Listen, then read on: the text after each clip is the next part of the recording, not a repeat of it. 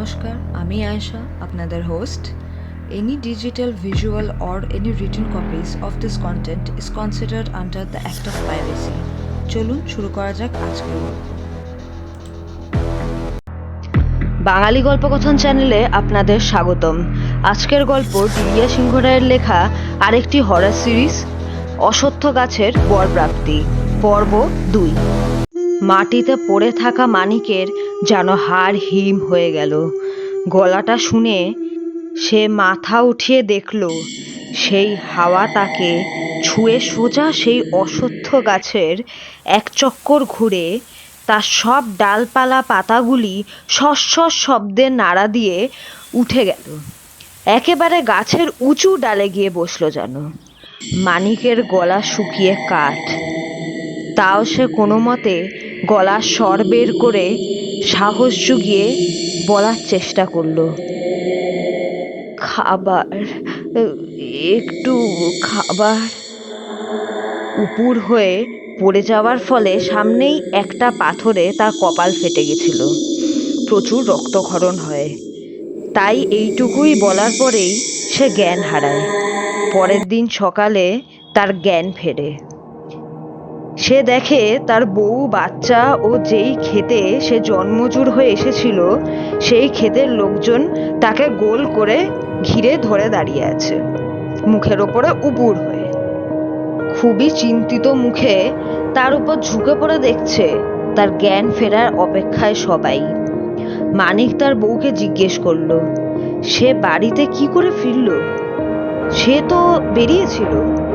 তার বউ তাকে জানালো, কি আক্কেল গো তোমার, ওই ঝড় জলের রাতে বেরিয়ে ওই সন্ন্যাসী বাবার দর্শন পেয়েছিলে বলেই তো তার আশীর্বাদে আমাদের বাড়ির শূন্য ভাড়ার এখন একেবারে পরিপূর্ণ. বাড়ি ঢুকতে গিয়ে উঠোনে পড়ে কপাল ফাটিয়ে কি সব ভুলে গেলে নাকি? ওই বুড়ো সন্ন্যাসী বাবাই তো তোমায় বাড়ি অবধি দিয়ে গেল. ওই ঝড় জলের রাত্রিরে সে আমায় সব বলে গেল. তুমি তো থম মেরে দাঁড়িয়েছিলে তার পাশেই. বাবার দেওয়া এই ছাই ভরা মাটির পাত্র হাতে তুমি তো ওখানেই চুপ করেছিলে. তারপর বাবা যেতে না যেতেই উঠোনে পড়ে তুমি মাথা ফাটালে. গায়ের লোক ডাকিয়ে তোমায় ঘরে তুললাম.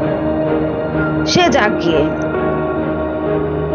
যেমনটি তুমি বলেছিলে ওই বাবার পাশে দাঁড়িয়ে বাবার আশীর্বাদী ছাই ভরা পাত্রটি রান্নাঘরে রাখতে গায়ের লোক এসে পৌঁছানোর আগেই আমি সেটা রান্নাঘরে তাকে রেখে দিয়েছি. তোমার কি কিছুই মনে নেই গো? এতক্ষণ মানিক কিছুই বুঝতে পারছিল না তার বউ কি বলে চলেছে.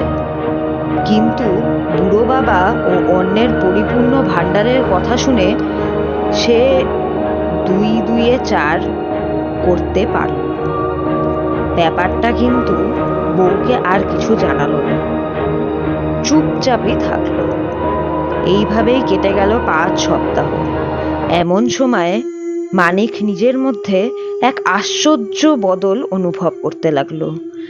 সে লক্ষ্য করলো সে কেমন যেন খিটখিটে এবং কিছুই যেন বুঝতে পারছে না, এরকম এক অদ্ভুত অনুভূতি করতে লাগলো নিজের মধ্যে.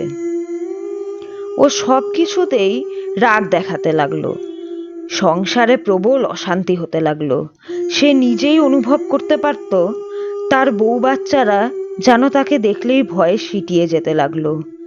আর এই গায়ে যে নতুন 3-4 জন বন্ধু হয়েছিল তারাও তাকে কেমন যেন তার স্বভাবের জন্যেই এড়িয়ে যেতে চলতে লাগলো. আজকের মতো গল্পের গাড়ি এখানেই থামলো. কমেন্ট সেকশনে কমেন্ট করে আমাদের অবশ্যই জানান এই গল্পটি আপনাদের কেমন লাগছে. And please do not forget to subscribe, like and share Bangali Golpokothon channel. Thanks for tuning in.